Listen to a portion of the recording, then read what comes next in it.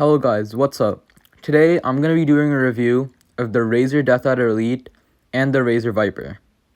I've had the Razer Deathadder Elite since 2018, and I just got the Razer Viper a week ago.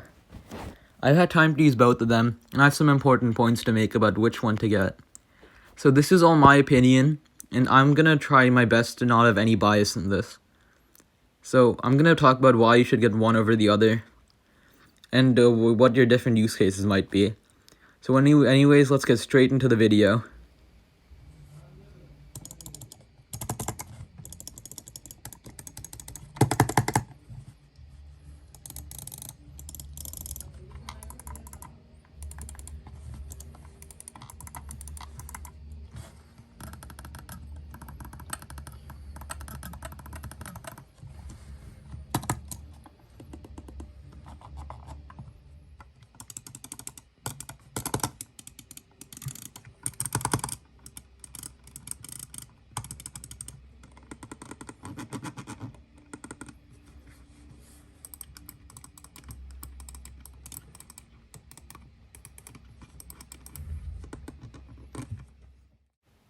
So I'm gonna start off this video with probably the least important thing out of the two, and that's RGB.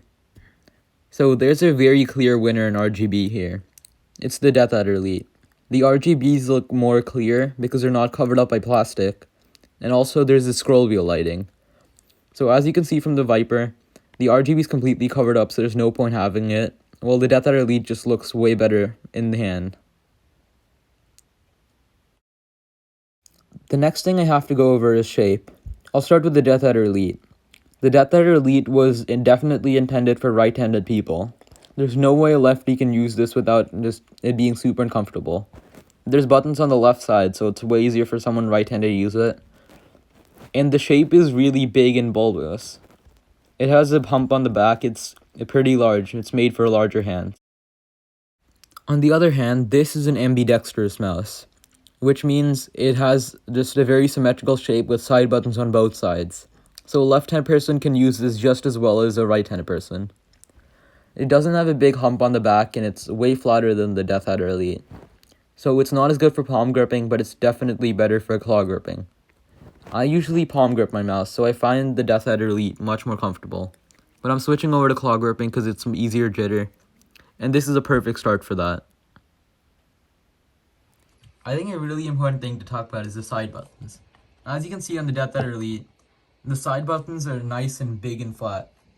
That means they're really easy to press, and they're accurate, and they jut out a bit too. So it's always really satisfying to press these.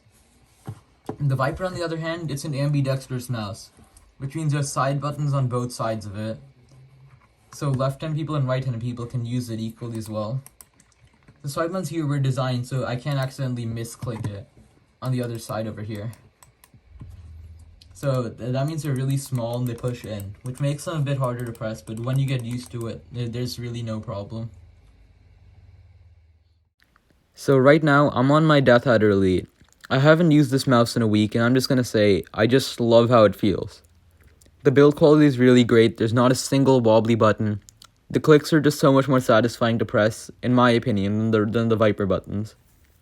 They just have a really nice click to them. And I've used this mouse for 3 years, which means I've kind of worn down the buttons a lot. That means they're even easier to press than when you first get them, which is pretty good. So I can jitter click like a solid 13 CPS. So anyways, I'm just gonna start the match, and let's see how I do on it. Hopefully I don't just do terrible.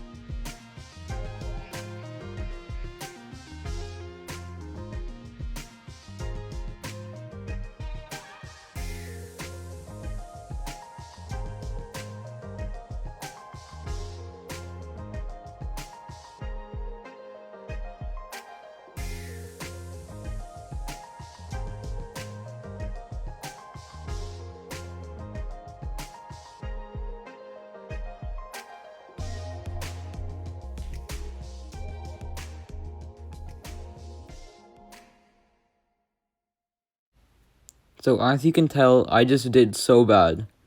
I've been using a lightweight mouse, and my aim just felt really sluggish doing that. When you get used to a lightweight mouse, you just never want to go back. And I used to be way better on this mouse. So let's see if I can do any better this time, or am I just gonna suck again?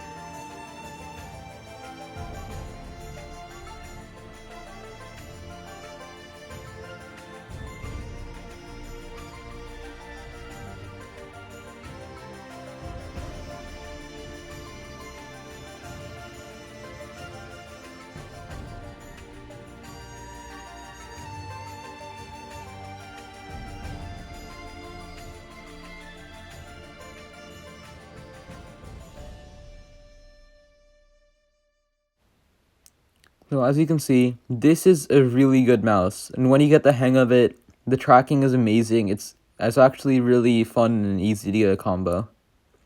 So anyways, now it's time to move on to the Viper. So we are here with the Viper.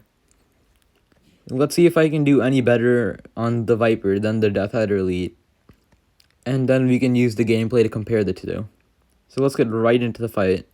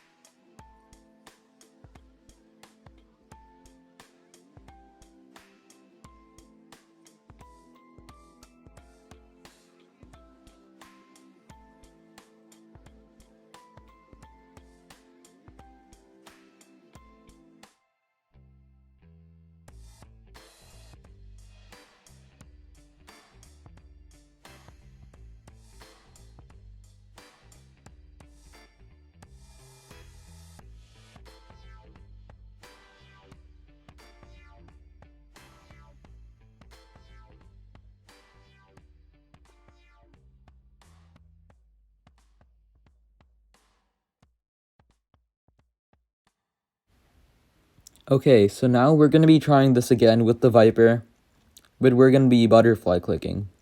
So as you could tell from the last clip, but jitter clicking is super easy on this mouse.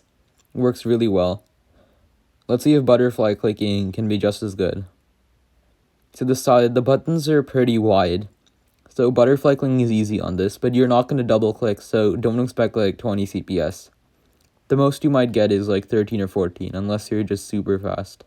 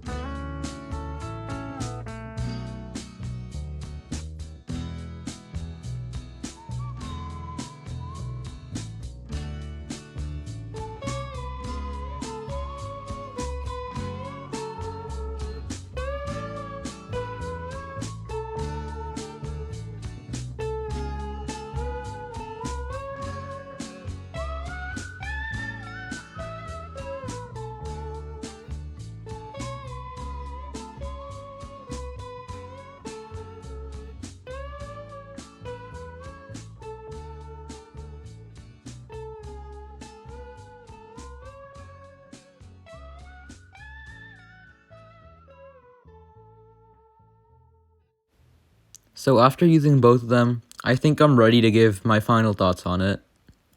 For me, the winner's the Viper. The Viper is just, I just love how light it is. And the optical switches, they're not as good as the mechanical switches on the Deathadder Elite, but they're still pretty good. And I just think it's way better to aim, as you could see from my footage. That doesn't mean the Deathadder is completely lost though. The Deathadder's ergonomic shape is just much more comfortable. And if you're someone that isn't going to be strictly gaming and also needs to do office, or just have to be productive with it, then I think getting a Deathadder Elite is also a really good investment. So anyways, that's going to wrap up the video. Thank you for watching, make sure to like and subscribe, and goodbye.